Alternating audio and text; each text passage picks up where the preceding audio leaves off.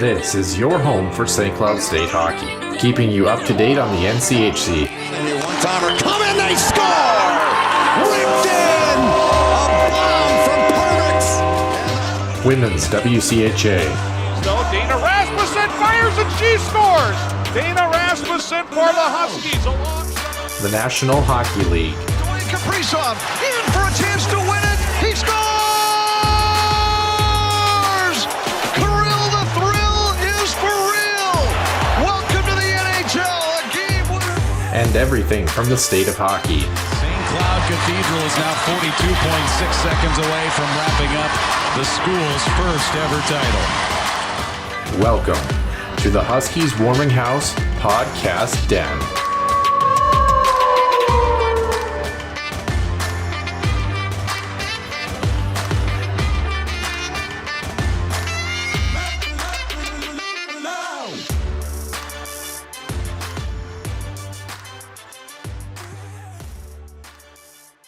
And welcome into episode number 133 here on the Huskies Warming House podcast. Noah Grant alongside Nick Max. And Nick, we are in the middle of October and a lot of exciting things to talk about.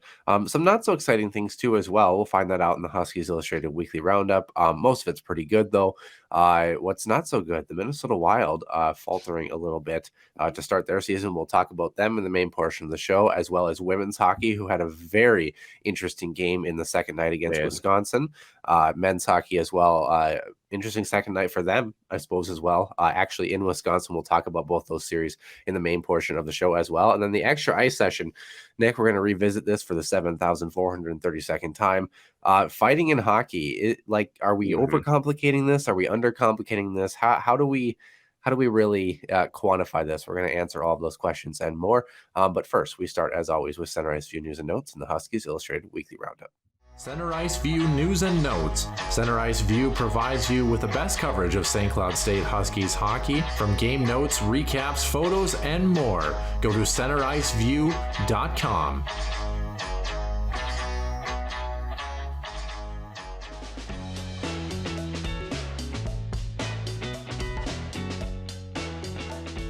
Huskies Illustrated Weekly Roundup, Noah, and finally some good news from Hockey Canada, meaning everybody's gone.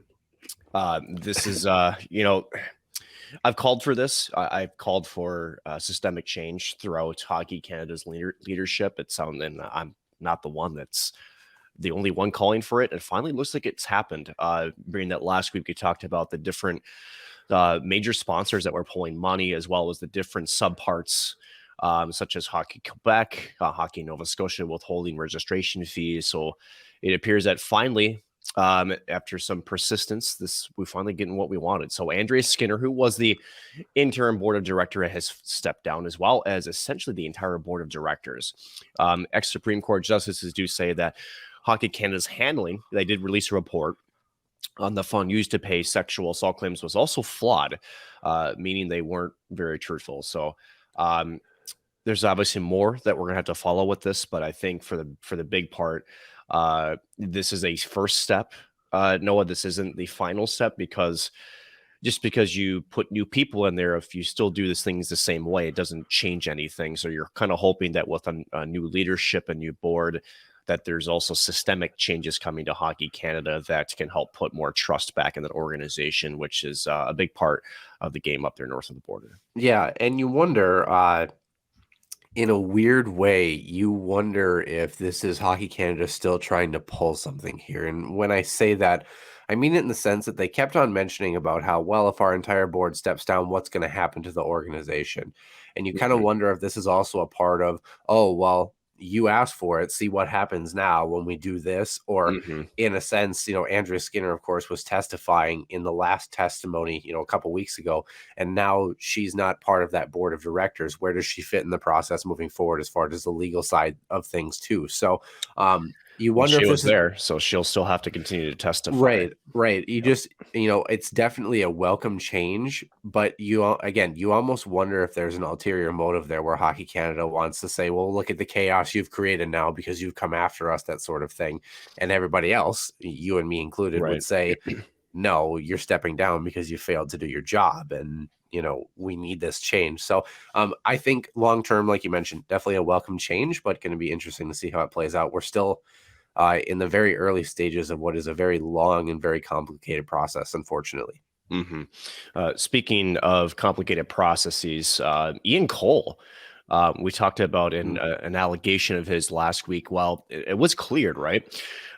So for those who don't know how this works, right, or who didn't hear the news, there was a Twitter account that posted a very lengthy, very damning allegation of Ian Cole, and basically accusing him of grooming.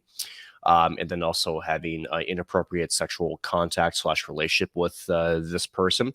Well, the league in its investigation said it was unable to contact the anonymous source of that October 7th social media post that was also conducted by security and legal department. So mind you, there was a lot of attempts made to try to reach out to this person. Among the allegations posted, again, we talked about there was also sex multiple times when she was a minor, before he had reached the NHL level. And then in the posting, the person accused of emotional and sexual abuse, basically, I think the indication or the thought was just basically trying to keep quiet about it. The NHL also said that the investigation included 2 separate interviews with Cole, as well as interviews with NHL club personnel and other individuals with potentially relevant information. It also added that the detailed review of online and social media, public data, and court records, as well as law enforcement checks. So this is, as far as we know, this is done. Again, Ian Cole just signed a 1-year deal, $3 million contract in July with the Tampa Bay Lightning. So as far as we know it, this thing is over. Yeah, kind of weird, 33 years old. And they said it even extended to when he was in the NHL. And there were allegations that former teammates would have known about this had it occurred, and that he was even bragging about it had it occurred. Again, it sounds like they weren't able to verify any of that information or find any evidence of that. Doesn't mean he did or didn't do it, just means they couldn't find anything, unfortunately. The one thing that is curious to me is that and we've talked about this before, how if there are victims of things like this, we do encourage them to come forward, and you hope that they're protected. And whoever this was brave enough to post that on social media. It is unfortunate that if these things did occur, she wasn't able to follow up with the National Hockey League. That's one piece to me that's a little bit interesting. And part of that, you wonder if maybe she posted it and then totally deleted social media and then was never actually available for a follow-up. But even then, you would think Twitter might have a way of helping that. Yeah.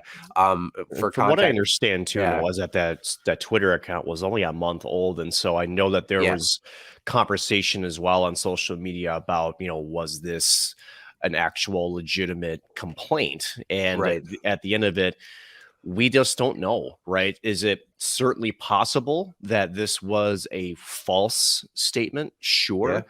But we just simply can't 100% say yes or no, right? Go ahead. Well, the bigger piece of this too, you're Ian Cole, you're in the back half of your career, Stanley Cup champion, don't forget, with Pittsburgh in the mid 2010s. And, you have these allegations come out. How do you move forward? I mean, credit the Tampa Bay Lightning, credit the NHL, doing the due diligence. And I know some people said, well, it wasn't due diligence enough. It's like, well, what do you want them to do? Do you want them to find evidence that isn't there? Like, how that works. Yeah, at least in this current context. But what an awkward little time. I mean, he was suspended for like 4 days from the team. Now he's coming back to practice. They're starting the regular season, had a couple games already here. That's kind of an uncomfortable situation for everybody involved, I would think, down there in Florida. Well, it's uncomfortable in the sense that, as I previously stated, if this indeed was a kind of a hit job, right? This is where he actually has some rights too in the situation, right? And I'm not going to comment or speculate whether it is or not. I don't think that's our position to do so. But let's just say that there are consequences out there for those who want to take advantage of a system that is certainly flawed, that has not necessarily been favorable to victims of sexual abuse, sexual assault, right? And you certainly hope that, and I guess this is the question, Noah, too, it's done for now, but who's to say that in a week or two or a month or shall we say even longer than that this resurfaces again and we're back at this conversation. We just simply don't know. Now, would the NHL revisit that? I would think they would. If, that person credibly said that this was me back in the, when I posted this October 7th. So we'll see. It's kind of a done deal at the moment, unless this victim, if indeed these allegations does come forward to the right people. Well, you said, you would think the NHL would reopen this. Clarification. We've talked about this with Hockey Canada. We've talked about this with Cal Beach. You hope they would. Right. Especially after those incidents. Yes. Yep. And it sounds like, people were also speculating that maybe the only reason is that the alleged victim would maybe move towards closer to the law enforcement side of things. I know the NHL had some investigation there, but they thought that that might be a different route because they felt that more would maybe get done with that. I have no idea, but we'll keep an eye on it. Very interesting. Right now, the Tampa Bay Lightning sorting out their own things, none of which involve Ian Cole at this particular point. So, well, and of course, right, if they do get legal involved, guess who's involved automatically, and that's the league again, right? So it's either way. NHL would be part of that process, no matter what. So the regular season has started, mind you. This whole sort of incident happened prior to the start of the season. So what happens, Noah, during the last week of the season? We just get a bunch of player movements, right? So Chuck Fletcher doing Chuck Fletcher things, signing someone to a max extension, meaning 8 years, $50 million for Travis Sanheim. Yeah, you heard that right. 8 years, $50 million. Okay, sure. I actually like it, to be honest with you. I don't mind it. But it's the Chuck Fletcher way of doing things. It's either you give them 1 year or you get them 8. There's just no in between with them. And that's going to make I think, a mess. Because now what they signed, was it Ristolainen to 8 years? Didn't he get a max extension? Well, again, and obviously I have it in the notes here, but I mean, Sanheim's 26, $4.67 million this season, and then it kicks into, I think it's 6.25 each year for the next 8 years. I mean, he had 31 points in 80 games as a D-man on a very crappy hockey team last year. Yes. So if you keep that production up, I think that it's actually a pretty good price point. Let's not forget this. That is $250,000 more or something like that than Matt Dumba makes annually right now. So put that in perspective. If he plays like he did last year and the Flyers don't totally suck, which is debatable at best this year, not terrible, I don't think. No, not terrible. But let's just say that's one of many other moves that we'll be seeing Philadelphia make over the course of the next probably 12 months. One of which might be Chuck Fletcher. Who's to say? Who knows? So moving forward, we'll just quickly go through these. Matthias Samuelsson with the Buffalo Sabres. Speaking of max extensions, so only a 7-year, $30 million extension. Only 7, right? 10 points in 42 games. 22-year-old defenseman. 1 year left on his entry-level contract, so he's able to impress Kevin Adams up there in Buffalo and get himself a nice extension. Also giving head coach Don Granato a multi-year extension, which I think is the right call. I think he does have the respect of the team. And, there's certainly still some hills to climb with Buffalo, but they're certainly trending upward. And I think they finally have a GM and coach tandem that is actually making some improvements for a franchise that I think we all miss being the playoffs. I think that they should be. They're a great hockey town. If you actually look at the broadcast ratings, even though they've been out of the loop for so long as a local team, their market's still like top 5, if not top 3, every Stanley Cup playoff run. They're just insane about their hockey. So also finishing off the Buffalo Sabres news, 34-year-old and also Minnesota native Kyle Okposo named captain, Rasmus Dahlin and Zemgus Girgensons as the assistant captain. Okposo 45 points in 74 games last season. So, and he's always been a leader kind of type too, for those who know him. So I think this is the right call. Let's quickly go popcorn here. So Nicholas Hag finally with Vegas getting a deal done, 3-year bridge extension, $6.5 million per season on his deal. He was an RFA. He did have essentially was it December 15th to sign 23. He will be an RFA after this deal is done. Got it. Still, yep. Obviously, he still is an RFA now, but yes. And he was mostly in the LTIR last year, had some injury bugs, but I think before last season, he was very good on the blue line. Derek Stepan, again, another Hastings, Minnesota native, 1 year with the Canes, $750,000. He's 32. He's getting up there.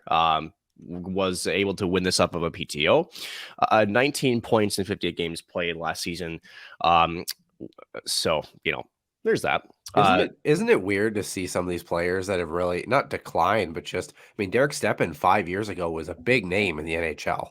Big name and on a big team with the New York Rangers. Yeah. Where if you go back to that squad, let's look at some names that have not been there. How about Henrik Lundqus, Carl Haglin? Yeah. Just to name a couple. Biggest goal Coyle would have been on that team. Yeah. Yeah. Biggest goal he ever scored was game overtime. 7 overtime against Washington. And, yeah, it's just kind of interesting. Then he bounced to, I believe, Arizona for a little bit. And then, of course, now he's with Carolina. Just interesting because he used to be, obviously, wasn't a majorly productive player, but he was a middle six centerman that you could pretty much just let run all year long and was a top line guy for probably a year or two, at least in New York. So, yeah, biggest thing that has regressed with him is, if anything, it's been just his skating. Everything else is still really good.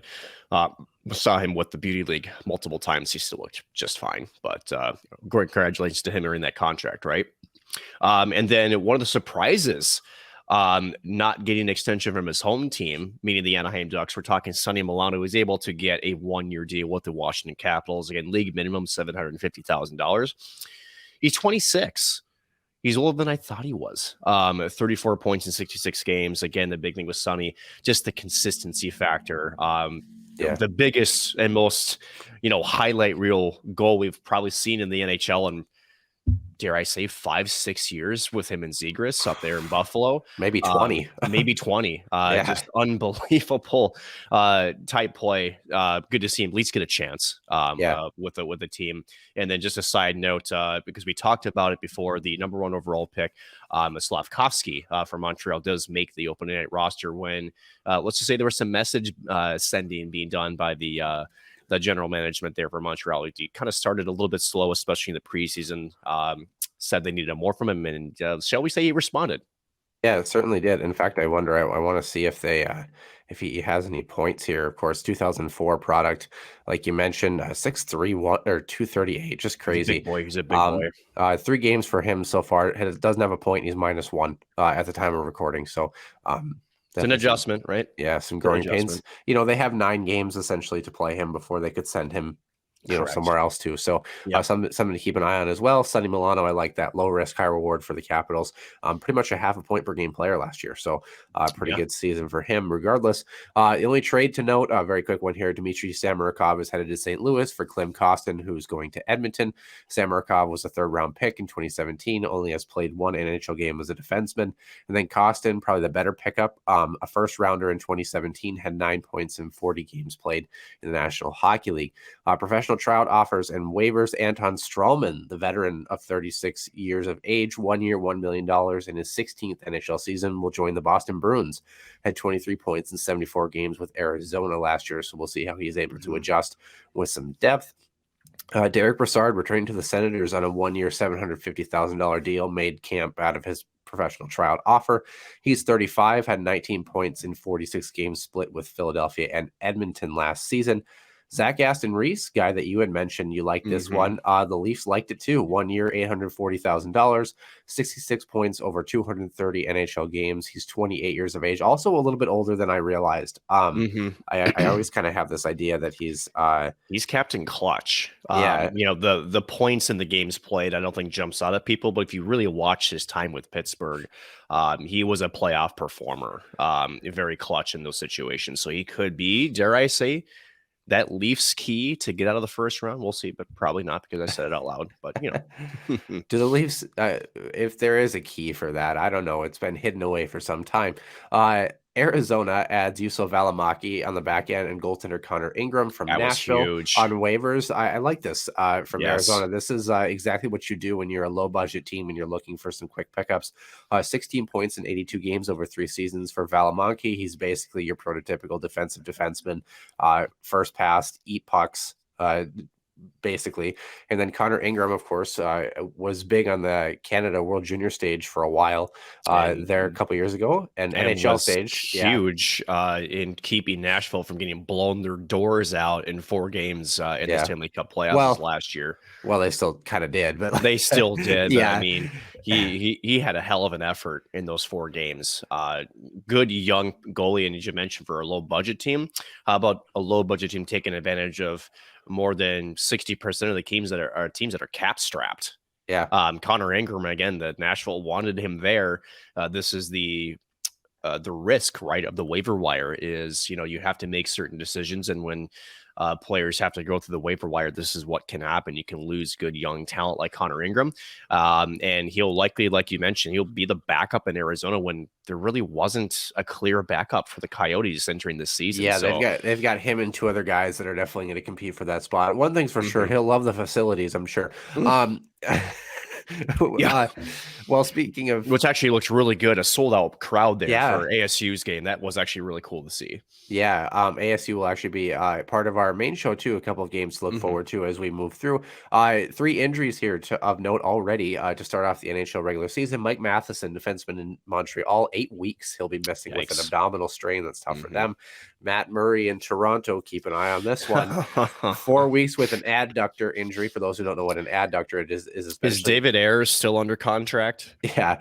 Well, for those who don't know, that an adductor injury is basically, it's not a groin injury. It's the legs like the muscles right below it on the inside of your thighs that help there. So, and then Patrick Laine in Columbus, 3 to 4 weeks with an elbow sprain.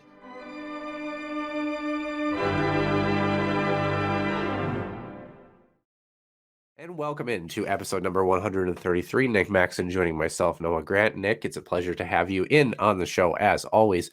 Recording on Sunday this week will probably likely be the same next week. And why I say probably, it will actually be the same next week because you're coming up to America's Wasteland, actually. I am. And actually very excited. I've been calling some games here recently pretty consistently, which I really like. It's been great as I still try to figure out some more permanent solutions to the broadcast career.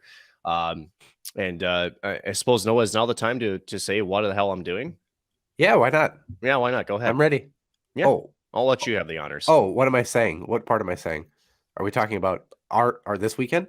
Yeah. Yeah. Well, how about this? The Minot Minotaurs actually played the #1 North Iowa Bulls this weekend and came out with a 4-0 win and then a 4-3 victory last night, which was interesting because North Iowa scored to make it 3-2 with 58 seconds left. Then Minot scored an empty netter, and then North Iowa scored again, and the final in that game was 4-3 in the last minute. So actually Sartell native Tori Lund with a game winner technically on that one. So on an empty netter, you don't see that very often. No. So North Iowa is only 2 points ahead of the Minotauros. So top 2 teams in the Central now doing battle.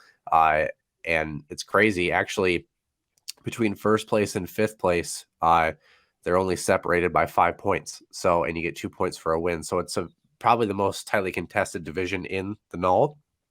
And the number 4 Aberdeen Wings, who are basically a win behind the Minotauros, will come to town, and Nick and I will be on the call. So should be pretty interesting for those who are curious what we would sound like together. We should have a Facebook stream up. I'm working on it this week to make sure everything is there, but I will definitely probably post it or retweet it. We'll definitely have some sort of information. For those who have Hockey TV, it's definitely available for you. That's no question for sure. Mixler is definitely a safe bet, or the Minotauros app is another spot. It's free. So even if you don't follow the Null and Tauros hockey, you can still listen to us for that game and then delete the app after you listen to us for 10 minutes. I don't know. If you make it that long. Yeah. So it should be pretty exciting. And the reason I say that we're definitely going to be recording on Sunday is because you're still going to be here. So we're definitely going to make that happen with a little bit of a live-ish show, or show where we're together, whatever you would call it. I don't know what that's called. But nonetheless, yeah. Anything else you wanted to add about that? No, I'm very excited for the opportunity. Obviously, it's trying to navigate. I think that the job world has been challenging. And again, what makes it challenging, particularly for me, is just I'm in a unique situation, of course. And so trying to find that right balance of opportunity, but also making sure there is security involved, especially in the financial aspect of it. But turned 36 on Sunday for those who didn't see that last week. It sucks. I'll put it to you that way. Listen, if you want to make excuses for the fact that you don't know how to read and you want to pin it on your age, that's fine. I got something at least now. So yeah. How about speaking of somebody also, things to pay attention to. Nick changed his Twitter handle, unbeknownst to me, mind you. It's I posted it on Twitter. Yeah, Nick Maxon, PXP, play-by-play for those who don't know what that stands for.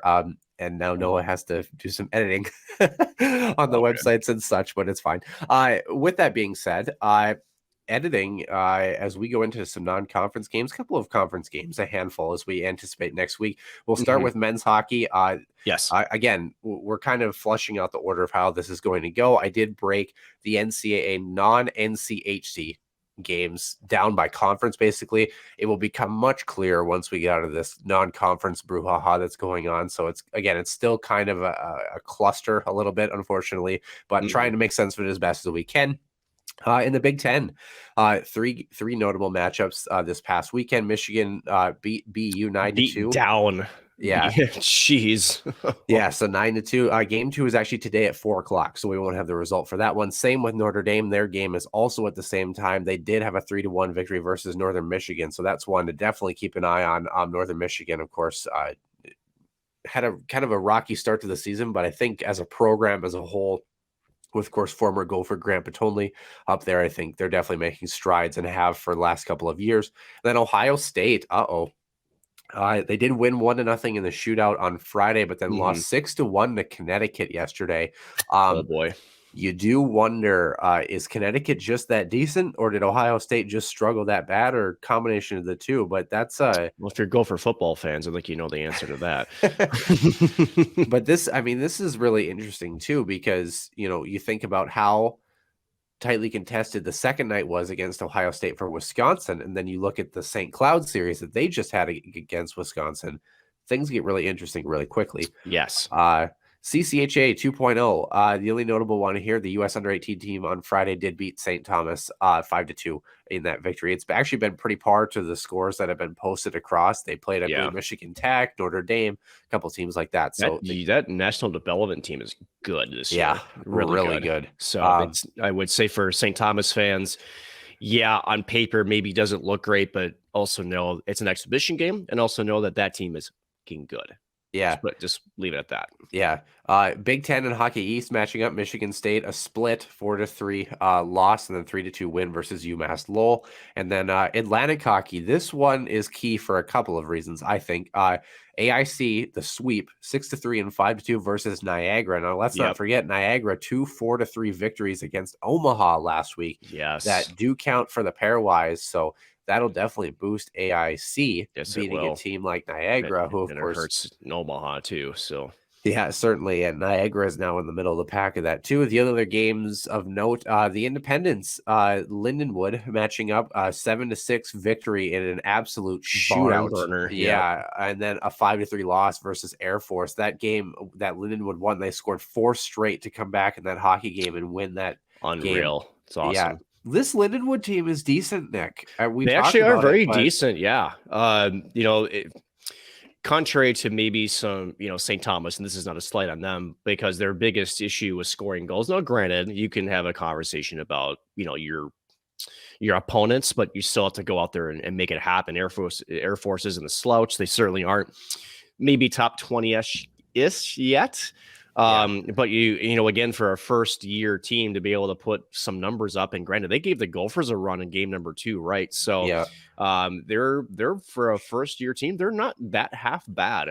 And if you're talking about a statement first year, and again, the record may not necessarily indicate the whole story, I think they've made a case for some recruits for next year for sure, that they're already at a decently competitive level, and they just need a few more to maybe make a step up. Yeah, certainly. If you're wondering, well, hey, wait a minute, you just mentioned those leagues, and some of those teams played NCHC teams. Well, they're in the NCHC section, so you're going to have to wait. What's on tap for the non-conference, non-NCHC schedule? In the Big Ten, the only notable one coming up next week, Penn State does play St. Thomas, so Penn State a little bit more of a down year for them, but they do have St. Thomas, so it should be actually a pretty decent little matchup, I think.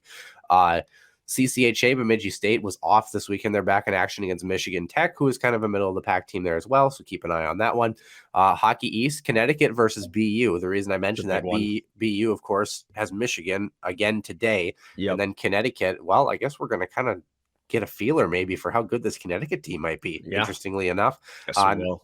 And then Atlantic Hockey, two teams that we touched on that are having decent starts to the year, AIC versus Lindenwood next weekend. So that will be an interesting one too, I think, to pay attention to see how Lindenwood handles that test and if AIC can continue their momentum to start the season. Huskies fans would love that, surely. Moving over to NCHC action, recapping this past weekend. Colorado College and St. Lawrence, Nick. St. Lawrence, a 5-1 and 4-1 victory against the Tigers. Yep. Again, this goes back to, let's not forget this, 2 years ago and change, St. Lawrence did make the national tournament, couldn't play because of COVID protocol.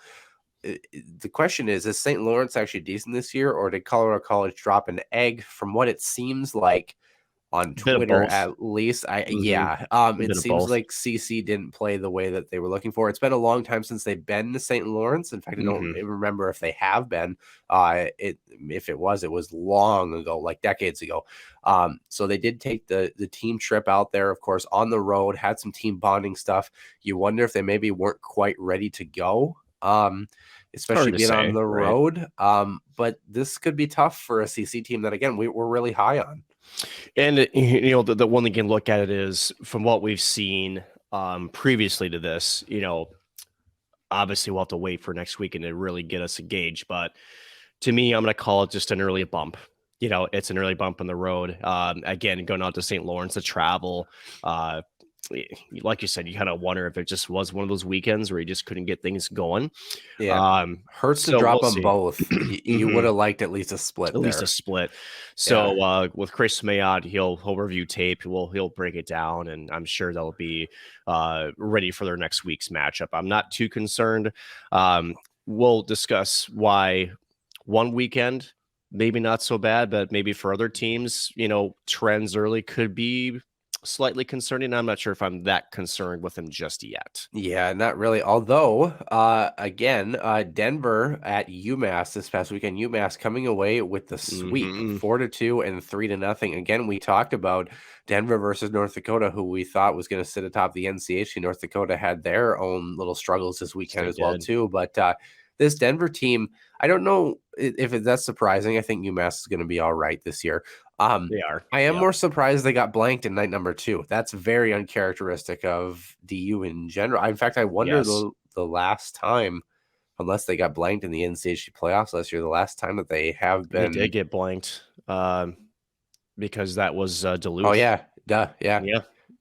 But still, it doesn't happen often. The only time it definitely happened last year for sure.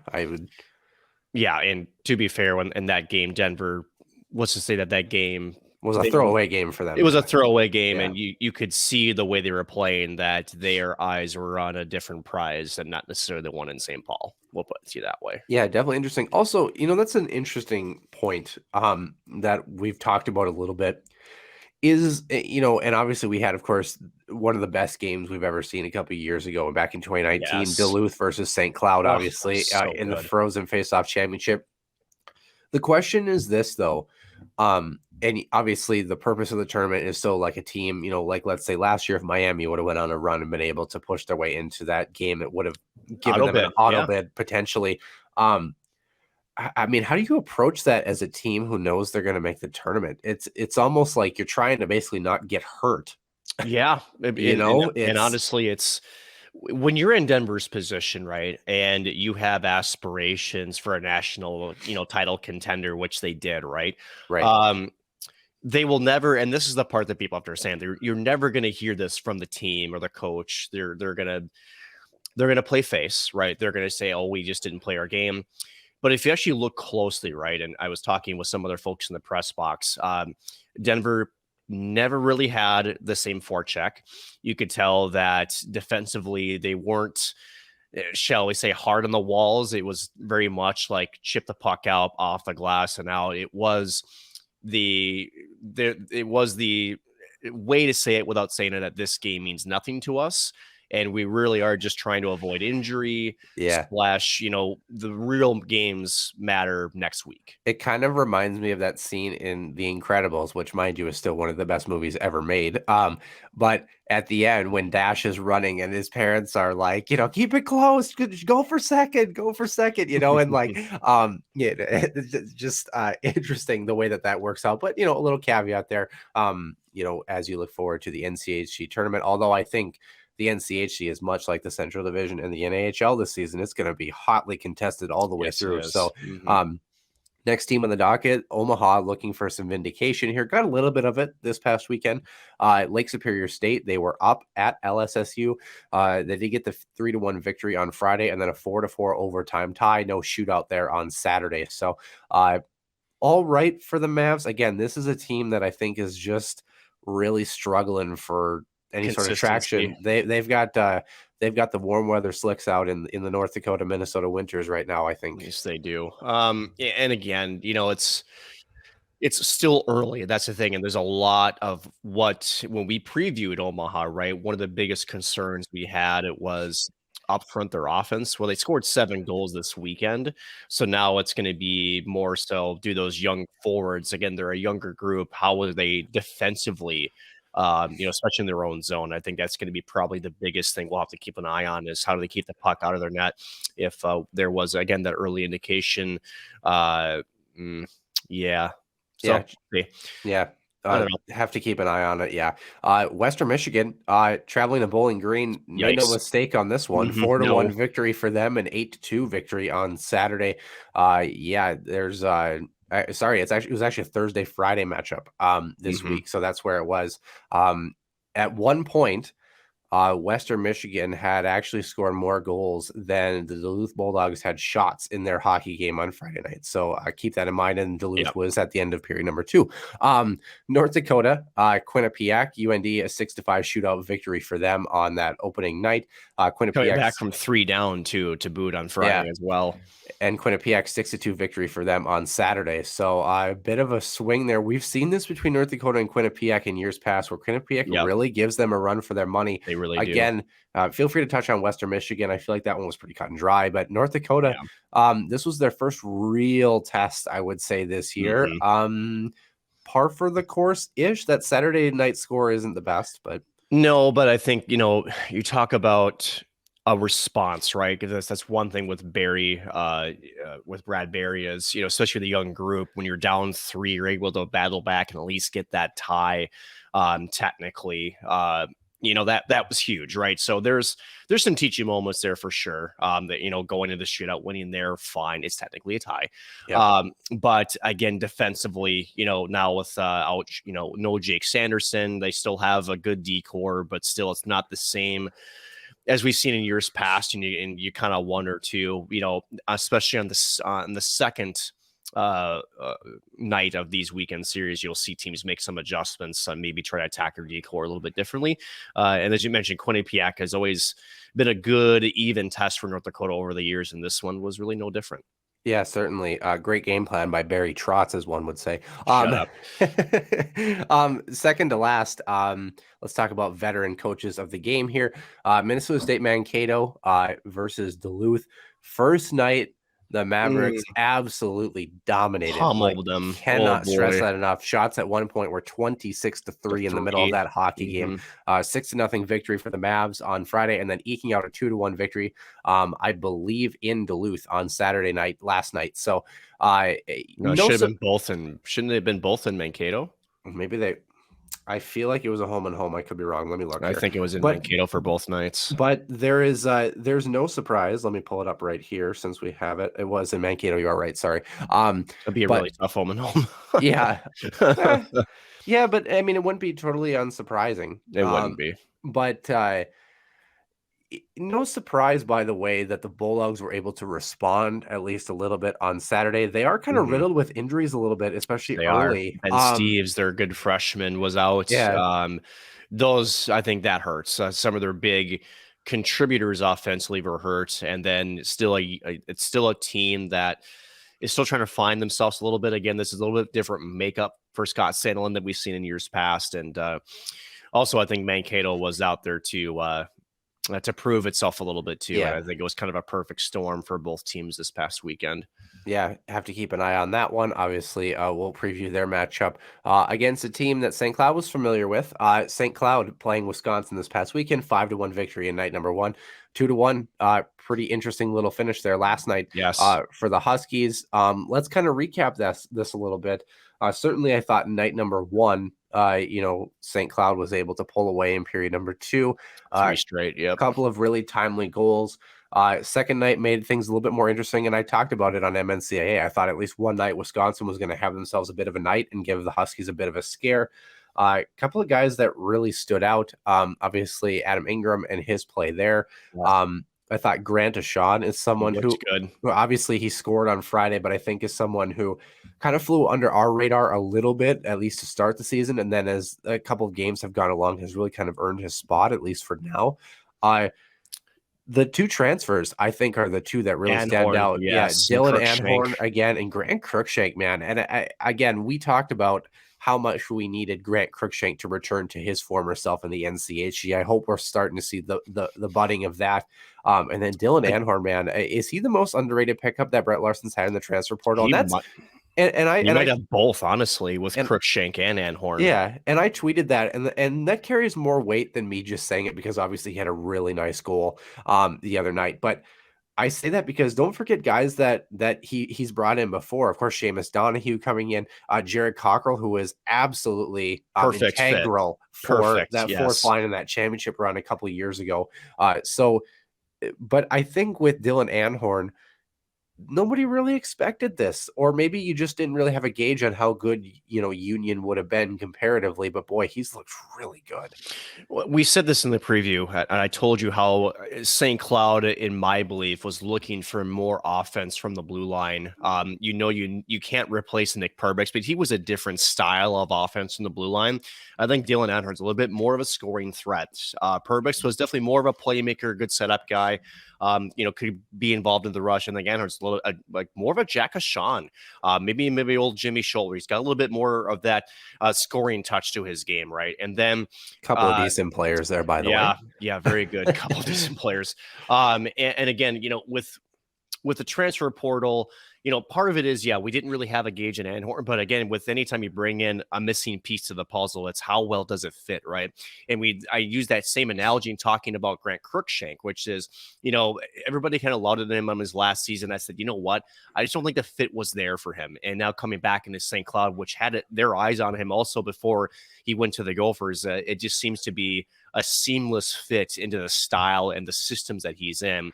And that's all you can hope for, is just maximizing the talent with how you play the game. And so it's not luck, Noah, as we both know this. But you can say that this is an early indication that these have been really good seamless fits for both of these players into this squad. Yeah, a couple of teams the Huskies have played that are maybe going to struggle a little bit more this year, but nonetheless, 4 victories for St. Cloud. Again, and the thing with Cruikshank, why I had him below Anhorn in the transfer portal success rate for Brett Larson, is that we know what Grant Cruikshank can do. We've seen it, when he was at Colorado College. So I think just the hope that he would return to form, and boy, has he.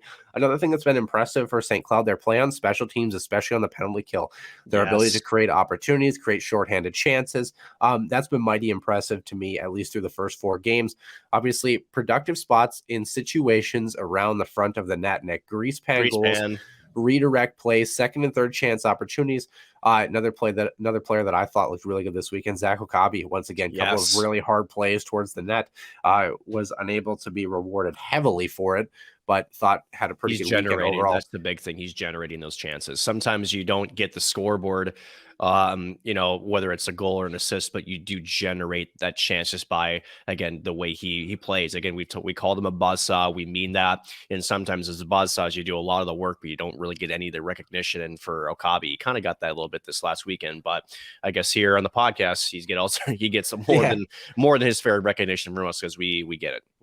Another guy that probably flew under the radar, especially in the second night, was Kyler Kupka. Yes. Was part of both plays, including the game winner. Adam Ingram contributing on that game-winning goal against Wisconsin in night number 2. So Dylan Anhorn, shocker, picks up an assist in night number 2.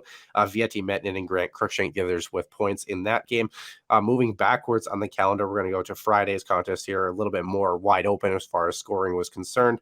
And of course, they don't have the box score posted, so let's back up one. I know Meyer got one. And Anhorn had probably one of the best shots of the game. Yeah. So, I mean, Grant didn't Grant Ashawn also get his first? Yep, Grant Ashawn scored. Yep, he did. Trying to get the assists is really what I mostly try to focus on here. Schedule and Wisconsin box score. Here we go. So yes, like you mentioned, Grant Cruikshank opening the scoring. Micah Miller with an assist there. There's a guy that he took a penalty last night, but again, it's so vital on special teams, especially on the PK.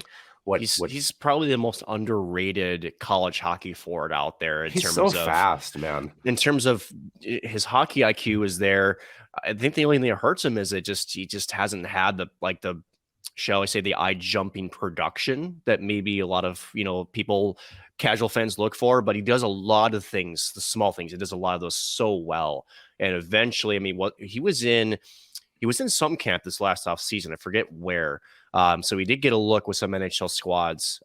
So I know he's on the other people's radar. So I think he will get an opportunity post St. Cloud. But yeah, just again, such an underappreciated part, at least from maybe the fans' perspective. I know Brett Larson lauds him up and down with every situation that he has. Yeah, certainly. Grant Cruikshank had an assist on Grant Ashawn, so a couple of Grants coming together for that shorthanded tally. Oh, I forgot about this one. So is that mission granted? Yeah, apparently so. I was not a part of that. I know that for a fact. I forgot about this. Is the one I forgot about. Cooper Wiley. In the second period. His first. Yep. From Jack Peart and Yami Kranila. Jack Peart actually really impressed me a little bit this weekend too, because he was a player that, again, he's a smooth skating defenseman. Took a little bit of punishment this weekend and was able to look no worse for the wear. And I think that that's something that, we've talked about this with former guests on the show, especially defensemen, learning how to kind of shrug off those battles in the corner and adjust to the game a little bit here. And I think, being able to handle that physical contact, you're not going to go in the corner every night and be able to pick your way cleanly out of the zone. You're going to have contact sometimes. You got to take a beating. You have to be strong in front of the net, quite obviously. I'm glad you brought that up, because if there's one big difference in his game was from freshman year, you could see he was trying to avoid the contact 100%. And just, he wanted that clean open ice. Right now, he's embracing the contact and then just being smarter about how do I battle my way through that contact and make the play, whether it's with his feet or with a pass, just much better. Because again, you don't have that time and space that you're used to at, different levels. Again, he's only a sophomore, a true sophomore, right? And this is a needed, I think, development to his game. And to your point, that's going to be a big translator, because that's going to be something we see later down in the spring. That's going to be really important, battling through those physical side of the game, especially in the defensive zone. Yeah, it certainly will. Actually, Jack Rogers getting his first point of the season, and as a Husky, Grant Ashawn with an assist on Dylan Anhorn's goal, as well as Spencer Meyer on the power play from Zach Okabe and Yami Kranila. No surprise on that one, to pull away in that victory. Jackson Castor gets the call on night number 1. Looked no worse for wear. Dominic Bassi in night number 2 certainly looked fine. Stopped 19 of 20 on the night. So, Nick, we talked about Brett Larson's willingness, shall we say, to be able to go to a 1-2 goaltending tandem. Credit to him. It looks like he's going to roll with a Friday night and a Saturday night guy, at least for now, because both guys are playing pretty well. And again, we talked about how, going back to the game in Quinnipiac, right? And how tough of a situation that is for any backup goaltender when you just haven't seen the ice a lot, right? I think there's a lesson learned there. Now, granted, could he easily stick with one of these guys and probably be just fine? Sure. But you kind of wonder too if the hot hand is there. Does he ever go back to a single goaltender? He might, but I think early on you're going to see this 1-2 Friday Saturday rotation in the net, and I think it will pay dividends down the road for the Huskies. And dare I say, and he talked about this with Mick Hatton on the recent Rink Live podcast recording. Same things that we've alluded to, how close Jim Gray is to the other two, and so you talk about the depth at essentially every position, but especially goaltending. If there is shall we say, an injury or something that, forces his hand, he's got guys he can pull up and insert in the lineup and perform just fine. Are we calling him Jim? Are we allowed to call him Jim? I don't know. Are we? Yeah, of course. Again, our hilarious interpretation, of course, there is a James Gray who got our start at KVSC, who likes to go by Jim, and then you have James Gray, the hockey player. So a little bit confusing for us sometimes as well. But James doesn't matter. If he keeps the puck out of the net, I'll be happy. I'll call him whatever. Around this time, normally during the regular season, when conference play starts, we will also do the NCHC standings at this point. Don't have those right now because we haven't played conference games. So what's on tap for everybody here? Couple weeks before those start. Yep. Yeah. What's on tap here for the NCHC teams? Western Michigan will travel for a Thursday-Saturday matchup against Notre Dame. Keep an eye on that one. It's a bizarre schedule. Yeah. Western Michigan and bizarre schedules. Who's to say? North Dakota.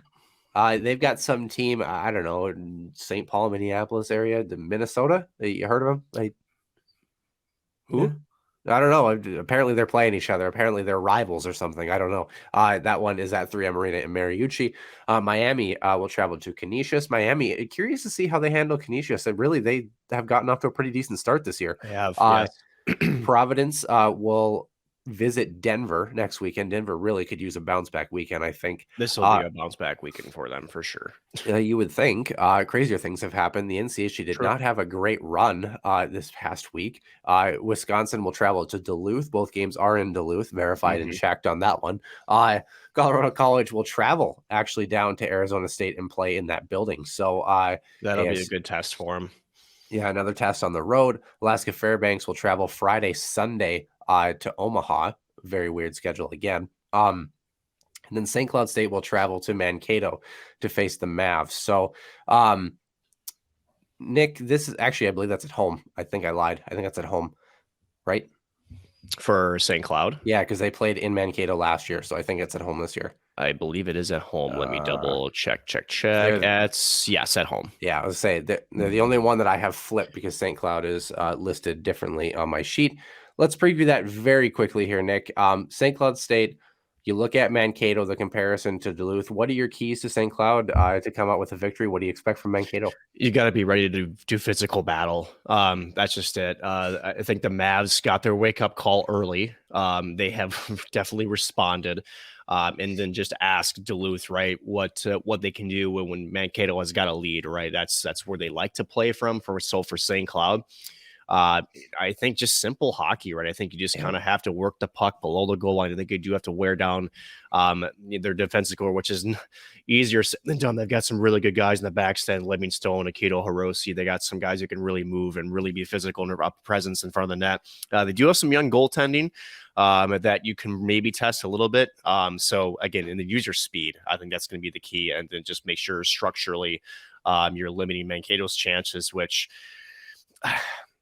should I say this? And I don't know if this is appropriate. No, I do think that the numbers are skewed a bit for Mankato this last weekend. Well, you're certainly not going to outshoot an opponent by 23. No, a hockey game. Yeah, and I'm not trying to say that 6 goals is out of reach for Mankato, but it's not their identity. We'll put it to you that way. They're mostly a team that plays tight scoring games, 3-2, 4-2, 3-1. So that's more their identity. And again, we talked about, I know Alex Micheletti obviously is lauding Alex Tracy and his weekend that he had, which obviously was very good, but really wasn't really tested on Friday night. So something to just kind of keep an eye on there. So we would also normally do pairwise changes or anything that we think is going to change at this point in the show. Don't really have any information for that right now. Update you when we will. WCHA women, flipping over to them now. St. Thomas hosted Franklin Pierce. This was a non-conference game. St. Thomas winning in night number 1, 3-2, and then dropping the second night 2-1 there. So kind of a tough one for them.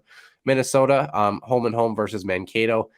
no real contest here. Boy, this Gophers team is good this year. Yeah, I they're think good. 11-0 in night number 1, 9-4 in night number 2, both going the way of the Gophers. Ohio State at Bemidji State. This was a Saturday-Sunday matchup, so we only have Saturday scores. OSU a 4-0 victory for them. Game 2 will be at 2:00 today on Sunday, probably around the time that this show probably comes out, somewhere around there. And then St. Cloud, they hosted Wisconsin at the Herb Brooks National Hockey Center. A 5-0 victory in night number 1 and for Wisconsin, and then 3-2 Wisconsin clawing their way back from 2 goals down, game tying goal with just over a minute to play, and then overtime victory for the Badgers. What a great effort from St. Cloud. Nick, you were there. Yes. You were calling some hockey there. Friday night, kind of a tough shot disparity, but Saturday night, man, St. Cloud seems to, when you have good teams come to town, especially on Saturday, they seem to find a way. And boy, they almost knocked off one of the best teams in the country. I'll even say this, even on Friday, if you weren't watching that game, the scoreboard is not indicative to how that game actually was played. Right. Calling that game, incredibly impressive at the defensive structure for St. Cloud. You kept one of the best power plays of the nation, 0 for 4 on the entire night. You kept them off the board, and they didn't really have even that many grade A chances. The sticks and lanes were perfect. Bodies and shooting lanes were really, really good. They collapsed when they needed to. They fouled the play. They kept everything to the outside. And 3 out of the 5 goals that were scored, I mean, they were just perfect bar down off the post, through screen, through traffic. Yeah. Hard for JoJo Choback really to fault her in a lot of those goals. I mean, and if you're St. Cloud, there's one positive thing, and I talked to Idalski after Friday's game for a little bit, is he lauded the execution.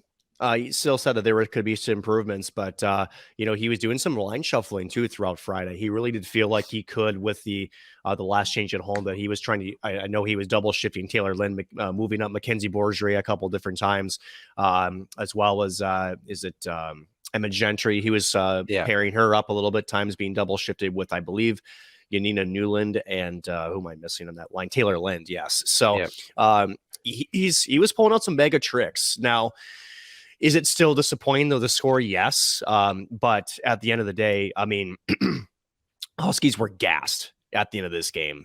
They just defended way too much. It's hard, right? Because I asked Idalski, how can you transition, and defend not as much? And he just kind of looked, he goes, well, it's a tough task when you're up against a team that's can roll 4 lines the entire night. He goes, if anything, we just got to be a little bit better at trying to make them work for their offensive chances, maybe stepping up with the blue line a little bit, which I think they still did pretty well. But again, if you're going to be beat on the ways that they were just pure skill shots. I mean, there was nothing easy that came to Wisconsin. So if there's a lot of positives this weekend, yes, you still continue your your winless streak against Wisconsin. But I'll tell you, the last couple of these last 2 games, very impressive of the way St. Cloud was able to fight and to try to make Wisconsin earn every bit of offense that they got. So it's still there's still some work to be done there, but I think if you were there watching the game, I think you should be, as a Husky fan, impressed at how we really did give Wisconsin a run for your money. Yeah, definitely. JoJo Choback on that Friday night had 45 saves on 50 shots. Someone has mentioned about, maybe the save record will be broken. I believe the save record is like 50 or 51 from Emma Paluzny up in Duluth a couple of years ago, I think. Yep. -8 in the faceoff differential, 58 faceoffs in night number 1. Oh my goodness. Yeah. And it was very even through the first 40 minutes. I mean, it was just, I think at the end of the 2, it was 1 extra faceoff win for Wisconsin over St. Cloud. And granted, Wisconsin came into that contest, I think, over 65 or 68% in the faceoff dot. That's a good team on the faceoff dot, and keeping it even. I mean, it's huge, right? Yeah. It's possession. 15 blocks for the Huskies in night number 1. Night number 2, -5 in the faceoff differential, 53 total draws in that game. 16 blocks for the Huskies, and Sonia Hull, like you mentioned, 42 saves in that contest in the overtime loss. As far as the box score is concerned, we actually had some points for the Huskies, opening 2 goals. Yanina Newland with both. Avery Myers, Grace Wolf with assists on the first one, Dale Ross, and Avery Myers again assists on the second one as well. So fortunately, no surprise on the power play. Britta Curl getting the job done. She's nasty. Nasty release. former U.S. Olympian, and of course, North Dakota native. Let's not forget that. And then Casey O'Brien, the dagger with 1 minute and 1 second left to send us to overtime. Carolyn Harvey and Jesse Comfer assists on both of those goals. And then Carolyn Harvey, no surprise there for her OT winner from Jesse Comfer, who had essentially a natural playmaker in that game, and Eden Lacey, the other point there. So, but Nick, recapping that game, I want you to do that because the Saturday night one, I think everyone paid attention to a little bit more because of the score. Mm-hmm. Yeah. But then if you're St. Cloud, I mean, what's your big takeaway from this weekend after a heartbreaker, really? So I asked Idalski if he feels like they've made strides, and he goes, yes. There's still some things that he wants to tighten up, but you can hang with these squads. And again, it wasn't, I think in years past, you would look at Saturday and go, okay, they was lucky that they were in this game. Wisconsin was on an off night, right? No, this is not the case anymore. They're playing a system where from Friday to Saturday, they were still opportunistic offensively, but defensively much, much better. You really are making your opponents work for their chances. And we talked about this, the first game and the first weekends I called, and just how I thought so much better structurally this team looked even from the opening draw. And mind you, that's quite the job to the coaching staff to be able to transform a team that I feel like when the puck was on their stick, and I've said this before, just didn't feel like they knew what their options were. Now they look more competent, they look more confident with what options they have, using the space in front of them, so not being afraid to use your feet. So there's a lot of steps that they've already taken in this young season. Yes, you're not getting the results on paper that you're wanting to, but you're trending in a very positive direction. So if the takeaway is, if we continue to grow, dare I say it, later in this season, come closer to WCHA playoff times, we have a chance. And I do think that is not out of the question this year. I really don't. I think there's a lot to be said here for this Huskies. There's a lot still yet to be achieved, and their ceiling is very high this year. I really do feel that way. Yeah, I think if you're St. Cloud, a successful season would be in that 4 or 5 spot. If you could get into that 4 spot, I think would be a very successful year for this group. Standings looking a little bit different on the WCHA website. There are having some hiccups, so here are the correct ones here for you. Ohio State is in first, 5-0 on the season, 15 points. Minnesota, the Gophers, in second with 12 points at 4-0, just one less game played for them. Wisconsin also 4-0, but at 11 points because, of course, they dropped that extra winner's point because of the overtime finish last night. Duluth in fourth with 5 points at 2-0. St. Cloud is in fifth with 1 point. They are 0-4, but they have the tiebreaker against Mankato also with an overtime point, but they are 0-6. So Huskies in fifth right now. And then St. Thomas 0-2, and last is Bemidji at 0-3, both of those with 0 points respectively. So keeping an eye on that one. What's on tap in the WCHA, St. Thomas will travel to Minnesota State Thursday and Friday, a home and home for them. And then Bemidji State will have a Thursday-Friday matchup as well in Wisconsin. Kind of a weird schedule around the college hockey world this week, men's and women's, by the way. Duluth will visit Ohio State. Curious to see how that one goes. And then the Minnesota Golden Gophers, a home and home against the St. Cloud State Huskies. So something to definitely keep an eye on. This Gophers team is really good. So another really tough test. If you're St. Cloud, you've got Ohio State, Wisconsin, and then the Gophers to open up your conference play. That's a tough draw. It is tough, Noah, but I think if you're looking at this from a new coaching staff in trying to pick up ways to battle through your tough opponents, I think you kind of want it this way a little bit. I think you do want to be able to go back to film and say, hey, this is what the good teams do and capitalize on certain, situations in game. But here also some positives, right? For our penalty kill, they kept Wisconsin off the board in the entire first game, right? That's, again, I've said it before, that's no easy task. That Badgers team is super talented. And they just simply, between blocking shots and then sticks in lanes, there wasn't clean looks. So I think you want to be able to build off of something like this. And granted, yes, it may not look good as far as the wins-loss is concerned, but I think it is going to help long-term in building what you're trying to be as your new identity for this for the St. Cloud State Husky program. And so at the end of it, it's going to force you to continue to get better, both as a player, individually, but also, structurally too. I think it's going to force a steeper learning curve. So I think there's only positives that come out of this early gauntlet of a stretch here for St. Cloud. First game on that Friday is actually homecoming, and St. Cloud will be hosting Minnesota before heading down to Ritter Arena on Saturday. So definitely keep an eye, go out and support the Huskies. They can definitely use it. Pretty good hockey team this year, really trending in the right direction. So super excited for them.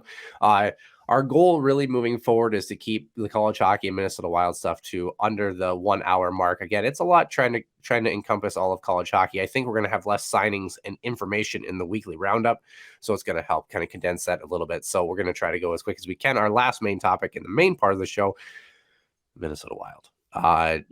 Chaotic to say the least to start their season. Especially at one end of the ice.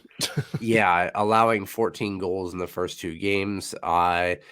Second night, would have liked to see them at least get a point against the Kings. Kind of a wild shootout last night on Saturday. Nick, the goal allowed the fourth goal of the game. Marc-Andre Fleury uncontested from Alex Iafallo. That's a really tough one to see that one go in the back of the net. And a lot of people have talked about the Marc-Andre Fleury, Cam Talbot situation. Bill Guerin's made the wrong move. I actually thought Philip Gustafsson, when he came in, looked pretty good, though, in relief. This Wild team, uncharacteristically, as Michael Russo said, is bleeding goals. And that is not akin to what we see. I would say the positive that I would take from this, because you're always trying to take a positive from stuff, especially when you're struggling out of the gate. The Wild's offense has not been bone dry this season. No. They've been productive. What is the deal here, though, and how the heck can the Wild turn the other part of that scoreboard back down? Oh, boy. First of all, not go behind the net weak side when the puck is going away from you. Yeah, that was bad. That was, for those playing the home game, I was in attendance for game one against the New York Rangers, a very good Ranger team, right? Yeah. And it was the third goal that was scored. I'm trying to remember who got that. Oh, that was Panarin. Yes. Yeah, and with like 11 seconds left. Effectively, the Rangers are coming off of a change. And as a defenseman on the weak side, it's no man's land to go behind the net there, especially when the play is moving away from you. Two, he can't hurt you going the opposite corner. And the three, the most dangerous sites you need to protect is in front of your own net. So what ended up happening was then Marco Rossi, a young center, still trying to acclimate the defensive side. He kind of got caught puck watching. Say that 3 times fast. And then from Panarin, and Panarin's got all of the open ice, and he's not going to make a mistake there. So it just seems to me, Noah, that there's just a lot of fundamental mistakes. They're not sticking to structure. It seems like there's, and was it Zuccarello said it, Russo said it, they're just running around. Yeah. It doesn't feel like in the defensive zone they're playing as a cohesive unit. And we talked about this with Fleury and how defensive structures, when they break down, when you have an all or nothing goaltender, that kind of tendency, then you start to overplay yourself as a goaltender as well. So it does become a domino effect. And so the reality is that that's the most concerning part of this is you looked okay all training camp. So then what the hell has happened to break apart? What really hasn't supposedly any sort of structural changes to the Wild's game, but it looks like that you are not a veteran-laden defensive core or have veterans forward-wise. How about defensively? It looks like to be just the opposite, that there's a bunch of inexperienced players back there, and it's very concerning. Yes, because you can see how quickly things can go south, especially in game number 2, where you're trying to claw your way back forth, and the offense is there, but you got to be able to stop the other team scoring. So it's not good. Yeah, only 4 players in the Wild that have a positive rating in the plus-minus column. It's Matt Boldy leading the charge at +3, Sam Steele and Freddie Gaudreau at +2, and Jacob Middleton at +1. Nick, any idea who the bottom 3 players are in plus-minus on this team? I know one for sure is Jonas Brodin. It's not. He had a really tough night. Matt Zuccarello, Kirill Kaprizov, and Ryan Hartman are all -5. Okay. And think about this, Nick. Zuccarello has 4 points. Kaprizov has 3 points. Hartman has 1. So think about that. Zuccarello and Kaprizov are -5. Granted, you have power play tallies in there, obviously, but not counted towards, +-2, but not great, not good. Yeah. And that goes back to that conversation, right? Is you have to be able to play a 200-foot game, and according to the crappiest indication of that, with plus minus, it doesn't tell you the whole story, but it can give you a glimpse. Is that line is certainly not taking care of the back end of the ice very well at all, and that's concerning. Philip Gustafson has 17 saves on 20 shots, a 4.7 goals against average, and an 8.5 save percentage. Marc-Andre Fleury has stopped 38 of 49 goals against of an 8.37 and a save percentage of a 776. Oh boy. So yeah, in 79 minutes of hockey. So yeah, something to definitely keep an eye on. And a lot of people have mentioned, how can you blame Fleury? It's not his fault. It's the team in front of him. Other people are saying, Fleury's got to make the saves. There's a bit of both there. It's definitely a bit of both. Fleury's got to be better. Like I said, that fourth goal against Alex Iafallo. I mean, I know people make mistakes. I know it's not perfect. Right. You gotta have that save. I mean, that one's one he's got to have. You have to. There's something you have to have, and if you're the Wild, you can't be allowing. In fact, I wonder if we have. Let me see if I can find the schedule here. I would love to see the shot totals in that matchup that we just had against LA yesterday. So let's see if we can find it here. Box score, box. Okay. If I can find the shots, that'll be a question mark. But nonetheless, shots on goal. Here we go. 35-34 actually in favor of Minnesota in that contest. So actually shot margin pretty comparable, pretty tightly contested hockey game in a very weird, odd way. Very much so. Yeah. However that is supposed to work. And then on the first night, of course, the Rangers won 7-3. In case we didn't mention that, box score shots on goal total was actually 36-35 in favor of the Minnesota Wild again. Mm-hmm. So they're generating chances, they're generating opportunities. But, if you're Minnesota here, again, we've asked this with the college teams, what's your big takeaway as you head into this week? I think Dean Evison said it best. Is like, I'll rephrase it, but it'll basically pull our heads out of our ass in the defensive zone. Honestly, yeah. I mean, there's really, and that's the thing. It's there's no indication that they've done or made any sort of changes to the way they want to play defensively, right? And even then, if you're doing that, you don't give up 7 goals back-to-back games. It sounds like the effort was better in game number 2 as opposed to game 1. Game 1 was definitely some mental as well as physical laziness. I'll say that for sure. But now it's the IQ side. How do you play better? Work smarter, not harder, right? And I think that's where you just got to break it down to be simple hockey. You got to be smarter. And again, the one thing that is so hard to communicate, Noah, is how fast the game actually is on the NHL sheet as from a player's perspective. It's no excuse, but it just kind of feels like the Wild defensively are like 2 steps behind of the play. It really does. Yeah. And they're making bad reads. They're being pulled and funneled out of position. Yeah. Just overcommitting, I think, is the big thing, because we've talked about this: penalty kills that struggle and defenses that struggle. It's because you're too gung-ho to try to go to the perimeter and make plays. And not to say you shouldn't win foot races or create battles there. But again, when you're leaving opportunities in the middle of the ice, I think it just doesn't really bode well here. So, no, it's and I get it, right? You're trying to funnel pucks into the areas where you can create a turnover and then transition north to offensive hockey, right? But it's. I think what has to be added to that, Noah, is it takes one person out of your 5 to break down the entire defensive structure, right? And that is one person overcommits. And then you're going to have 1, if not 2 players, maybe try to compensate for the open ice that's in front. Then other people have to adjust, and it becomes a snowball very, very fast. And I was about to get Matt Dumba some shit, but then I just realized he's actually has one of the best plus minuses on this team. So it's really not one guy that it's just unfortunate. And both things can be true, right? No, both things can be true where Dumba has had, the play we talked about, a bad play, a bad read, no question. But it's also true that was one play. Yeah. It's also, so. Yeah. So as far as the standings are concerned, yes, we're starting this early because, yes, there's actually standings. So we're going through it. Dallas leads the charge in the Central Division at 4 points. Nashville in second, same number of points for them, 2 less games played. St. Louis, Winnipeg, and Colorado in 3, 4, 5, all with 2 points. Chicago, 1 more game played than the Wild in 6th, also with 2 points.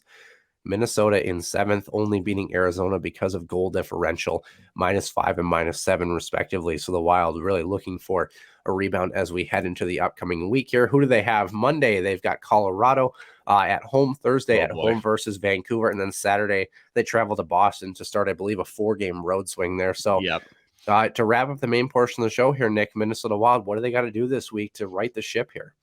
Hunker down. I really think you got to focus on defensive hockey. I mean, it sounds obvious, but if that means sacrificing a bit, maybe an offense a little bit, just to try to get the defensive game going, I think you have to do that. That's really got to be a focus this week.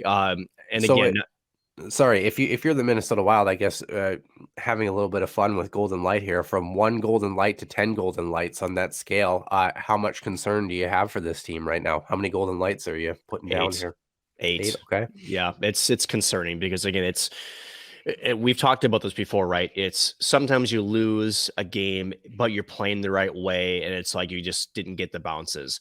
Why I'm concerned is that it's obvious they're not playing the game the right way. And yes, it's 2 games. If there's any sort of not golden light there, which is good, is that it is a 2-game sample size, but the performance defensively has been consistent for those 2 games, and it's been porous to say the least. Yeah, certainly has. And I think if you're Minnesota, like you mentioned, it hurts that it's the first 2 games because there's this hyper focus on it. If it's the middle of the season, maybe a little bit different. But as we've seen with Minnesota Wild hockey, let's see how the next week goes, and then we'll talk about it and reconvene. That will do it for the main portion of the show. We're going to head on to our extra ice session where we're going to talk all things related to junior hockey and related to the NHL.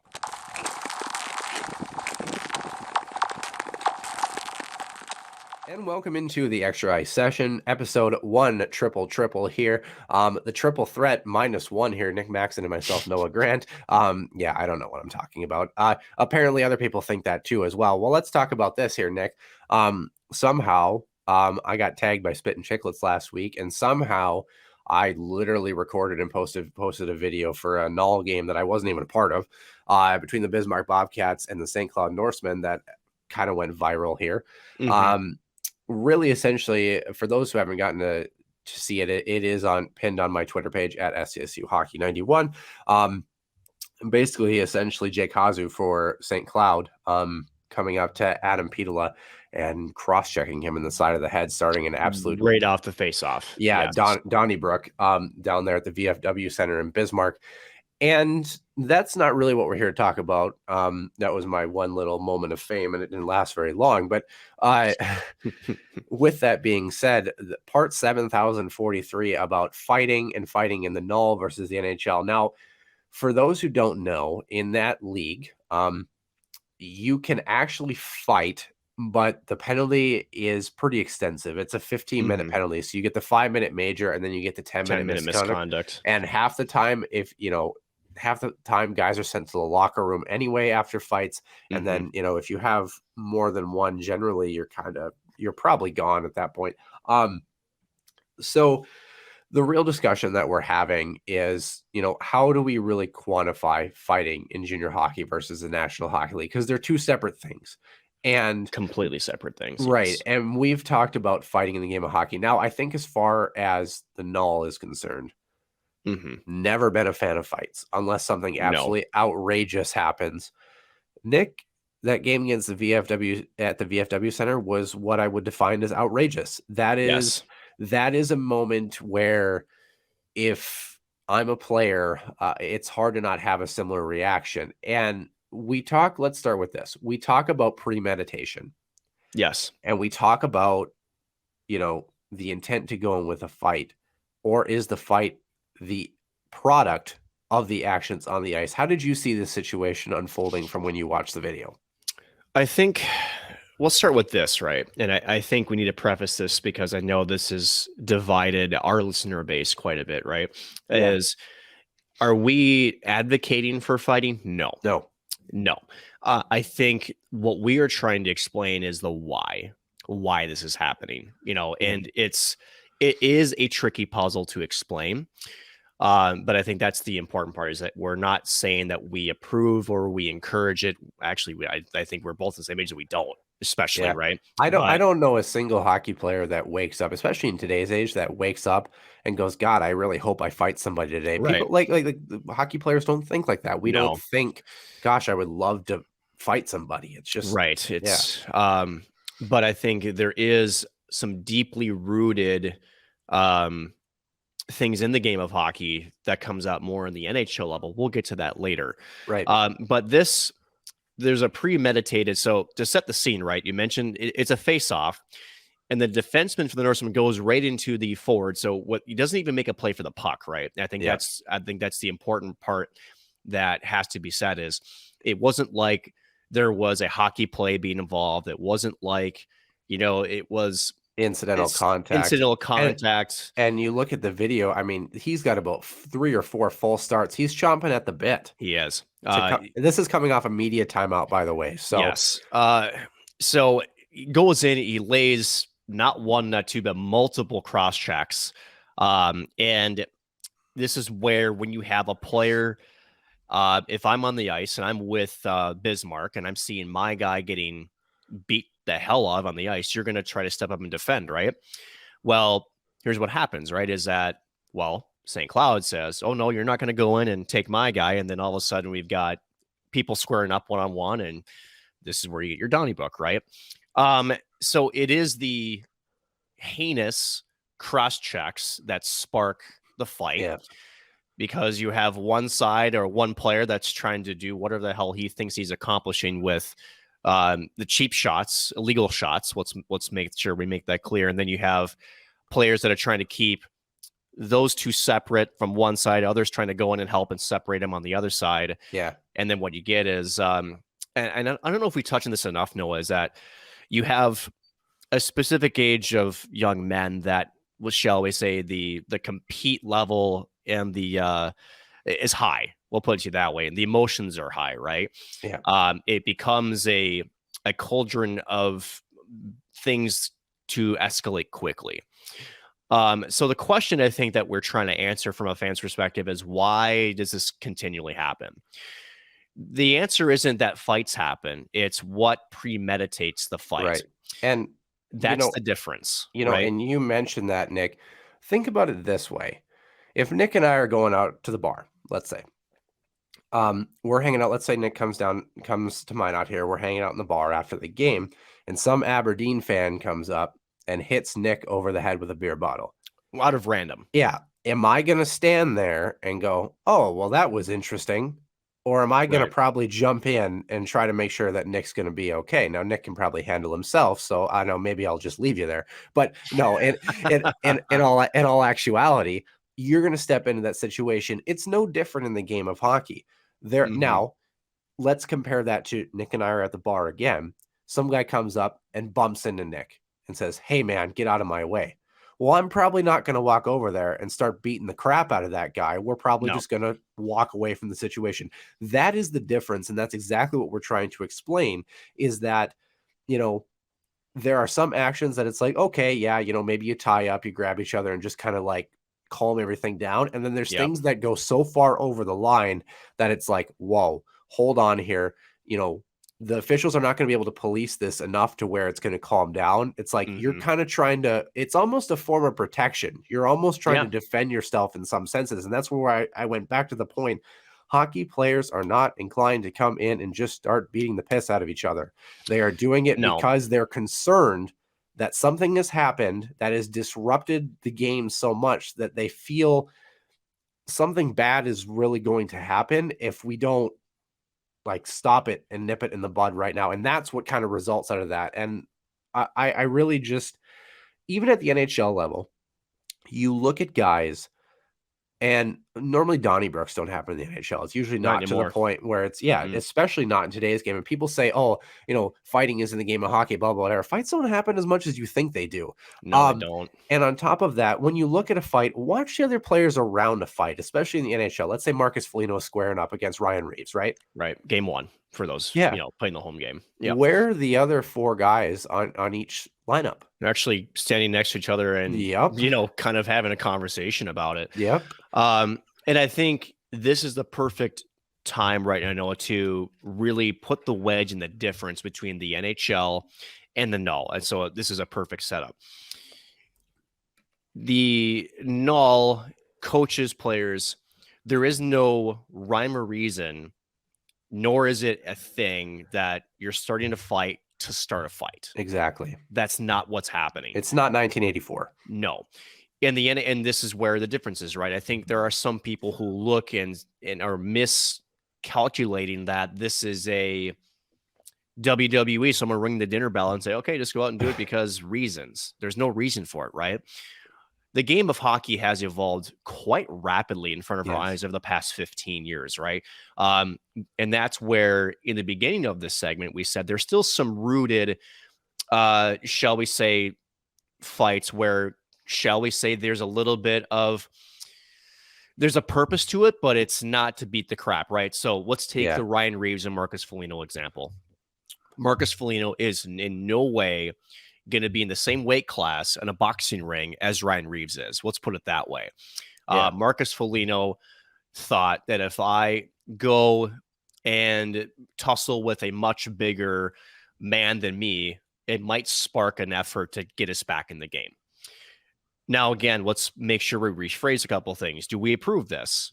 Not really. No. Do we think that it really works? Sometimes it does, but it's not the same as it was 15 years ago where there would be not just this one fight, there would be a response from another line. This one fight would spark multiple, right? You're not seeing that. Hockey has evolved, and this is what we like. It's become the skill game. This is why players such as Rocco Grimaldi, Johnny Gaudreau can have NHL careers, because if they were in the league 15 years ago, there's no way they would not be in the league. And that's where you mentioned too about, what about, a couple of years ago, Matthew Tkachuk, Matt Dumba, where, somebody's going over and trying to start a fight with somebody else. Again, ask yourself this question: what happened before?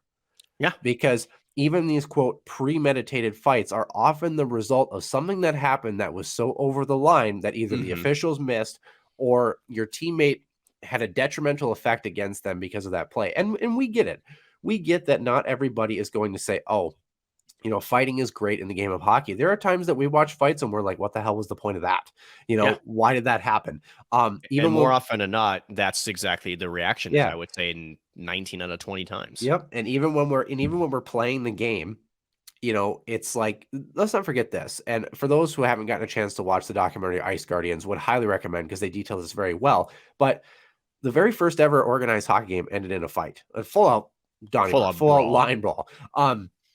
I think we've kind of subdued things a little bit, but I also mentioned the point on Twitter, and of course Johnny Mack was part of this too, and we love Johnny. So like, this is nothing against him. I mean, we've heard this argument for years, and it just happened to be a continuation. There's two things I want to point out.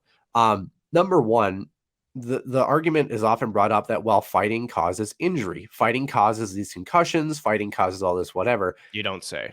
Yeah, actually, the concussions largely stem from open ice hits, from big hits where your body and the central part of your body is being thrown. Essentially, it's what's called usually coup contre coup, where your brain gets thrown in one way or another. It's called whiplash. Prime example, unfortunately, Josh Lidke. Yeah, for St. Cloud, having that contact against the glass, having your body being spun around, that's what causes concussions. Fights usually don't end in that. Fights might end in bloody knuckles, a broken nose occasionally. But again, that's something you accept as a hockey player.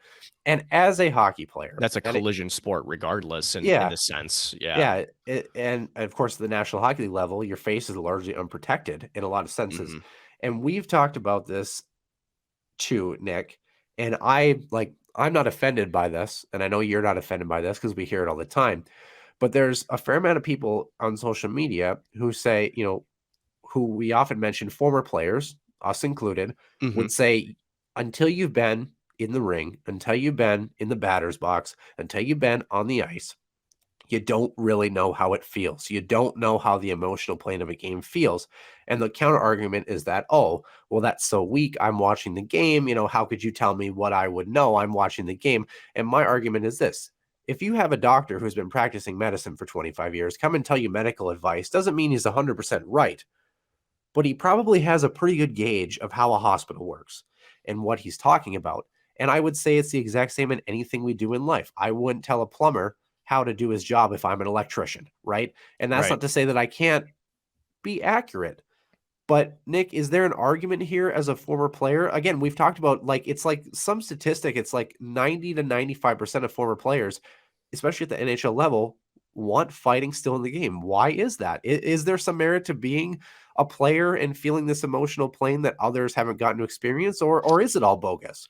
I think we need to take that a little bit deeper, right? And then in terms of fighting is the player's way to police the game. It's not something that they want to do. And I think what has to be rephrased is they just don't trust, nor should they, their referee crew to handle every aspect of the game. Yeah. And I think let's go back to your example at the bar, because I think actually a lot of us could relate to that, right? It's really no different. The type of fighting that players now in today's game are really what we're really talking about is a response fight. It's a defensive fight, really, in the same way. Where the bartender is the official and isn't throwing out the drunk asshole who keeps causing problems. And that's the thing is here, and I think this. I'm glad you brought that up, because the officiating crew is told to stay the hell out of the way because of their own personal risk to injury. Right now, linesmen in the NHL, they try to jump in at the almost opportune time, but they're not rushing in right away. Now, I know there's been a push lately from the linesmen in the NHL to get in there sooner. Before it even starts. Right? But it's not illegal to fight still in the NHL, right? It's not technically illegal in all to fight, right? But it's not that players want to go out, like we said before, and start a fight for no reason. That's not what we're talking about. And I believe you ask any sort of hockey player, that's not at all what they would appreciate, because they're like, there's no reason to do that. Right. What they want to be able to do is, if they have a teammate that's being targeted, such as the way that your video portrays, I think as a human being, there's an instinct that if you know, like, your friend is being beat up at the bar, are you really going to sit there and tell me you're going to pull out your cell phone, pull out a video, and stand in the corner and watch it play out? No. It's no different in life in that situation than it is in a hockey player's instincts. The instinct is the same. That's a friend of mine. I'm going to go defend him and try to actually de-escalate the situation, if anything. And actually, the difference actually might be that hockey fights, quote unquote, are more classy. And what do I mean by that? Now, this situation with the Norsemen and Bobcats and the Null is a pretty extreme example that I don't think fits this. But most hockey fights, Ryan Reeves, Marcus Folino, Ryan Reeves and Marcus Folino actually probably have a ton of respect for each other. And a lot of conversation before those gloves dropped. And that's where it's no different than, let's say you've got you're with your brother and you guys are roughhousing and you guys start to get into a bit of a tussle. You fight it, you make up, and it's done. You go into the house and you have mac and cheese for lunch, right? It's kind of that similar thing where you have something that you felt, and it doesn't even have to be a whole team thing. Sometimes it's just a one-on-one battle between two guys, and you felt something was over the line. You're going to handle it yourself. You fight, you get done with it. After the game, it's all over. You have respect for each other. But in that moment, even if the guy was your best friend, you say, hey, dude, you crossed the line. I had to do something, because no one else was going to be doing something here. You crossed the line. You need to know about that's not going to be tolerated if we're going to be on the same playing level, on the same ice sheet. You fight. The issue is recognized. Hey, maybe I can't go and spear that guy in the corner next time, for example. Mm-hmm. And then it's done. And the players have more respect for each other, because fights generally, like I said, in a weird way, are almost this sign of respect, where it's like it's an acknowledgement of a disagreement that can't be settled by the normal means of playing the game of hockey as other people have identified: passing the puck, shooting, scoring, hitting, whatever it may be. And that's the way to settle it. Let's say it this way. It's so hard to explain if you haven't played before. But it is and it isn't, though, because at the end of it, dare I say, maybe we're kind of going a little bit over. I mean, we're kind of being like the Wild. We're kind of over pursuing the topic a little bit. Yeah. And I say that because I really think it's that simple. The simple explanation for those who are still with us, and we thank you again for listening to us, is fighting in hockey is not something that is it's a magic wand comes out of nothing. It's not something that does never have a purpose to it. Yeah. In the 80s, sure. Yeah, it's not actively sought out right today. It's a response. And again, it's, should we go back to like when Crosby came to the league, or Alex Ovechkin, and he was getting targeted, and when I say targeted, I mean he was being body checked and that kind of stuff. How many teammates there went to that one guy and gave him a good ride or good body check, or maybe there was some words, and I think maybe that's part of what we're missing here, Noah, is there's a lot of conversation that's happening on the ice that we just don't hear. And this is where the experience in us playing is why, if there's any part of this that people should listen to, is this, and that is, hey, just on the bench is even TV timeouts, right? It's like, hey, keep away. If you keep running around, you're gonna have to answer for it. Yeah, Wayne Gretzky, they said it in Ice Guardians too. Wayne Gretzky never would have been the same player without a guy like Marty McSorley. True. It's because you have these good players where guys who are not as skilled, they take cheap shots at guys. Watch a star player. Watch Kirill Kaprizov, especially when he's away from the puck, how many cheap shots he takes in the head, up high, slashes, hooks, whatever it may be. He gets targeted so much more than a guy like, say, maybe Tyson Jones, for example. Yeah. And partly it's because they're like, I have no other way to slow him down or stop him. Yeah. That's really what it is. And, I would throw this out here to kind of wrap this up. Nick, here's the thing. Number one, most people go to the games for the fights anyway. So whether you like it or not, it's besides the goals, it's probably the most exciting part of the game for a lot of people. Oh, gosh. Number two, man, if you don't like fights, don't watch the National Hockey League, because it's always been a part of the game. I'm not saying that's an excuse, but think about in other sports. The NBA, people punch each other all the time. Football, people get in fights all the time. It's just not a defined part of the rule book. And in some ways, it's almost messier when it happens in those sports, because it's the same exact thing. Something has crossed the line too far. Now you have this brouhaha going on, but there's nothing in the rule book to make it organized. So it's just a literal and sometimes a bloody mess. Let's end on this note. You have athletes who are in the top of the league of the entire world, that are every single game, every shift matters, not only for their team's future, but also the individual futures, right? Yeah. This is their money-making job. Let's put it to you this way. And are we advocating for fights? No. Are we, however, more understanding of the why it happens? Yeah. Yeah. And I think for folks who say, we'll get fighting out of the game, the NHL is making an effort, and the numbers have significantly dropped. Seriously, yeah. And we are in favor of those. We're in favor of the skilled plays. We're in favor of Sonny Milano able to knock a puck out of midair from behind the net with Trevor Zegras. Again, 10 years ago, I think Milano was cross-checked heavily in the back. He never gets a stick on that, and Zegras is probably getting finished behind the net too. So there's progress, and their job and health security is in jeopardy. Yeah. Yes. So there's progress being made. Will you ever 100% eradicate fighting, not only from the game of hockey, but from any competitive sport? No. Yeah. Because I mean, let's take the Donald Brashear, and I think let's finish on this. For hockey fans that know the name Donald Brashear, look up Donald Brashear's hit from getting smoked in the face from a hockey stick.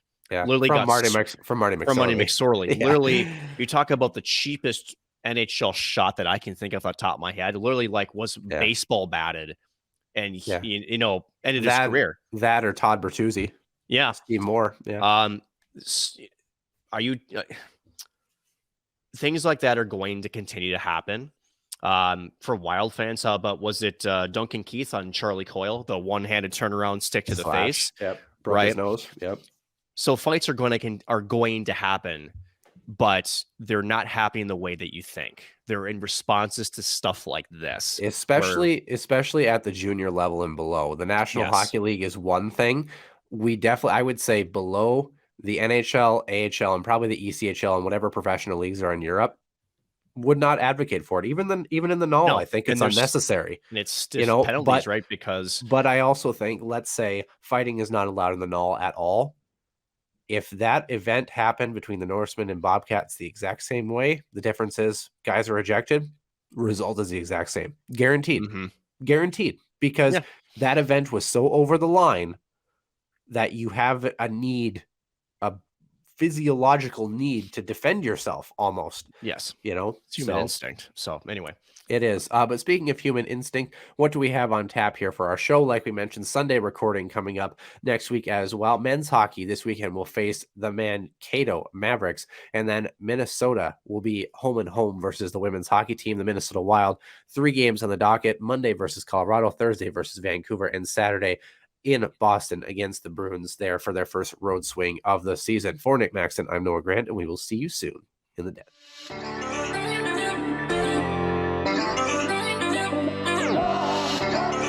Your one-timer coming, they score! Ripped in! A bomb from Perix! So Dana Rasmussen fires and she scores! Dana Rasmussen for the Huskies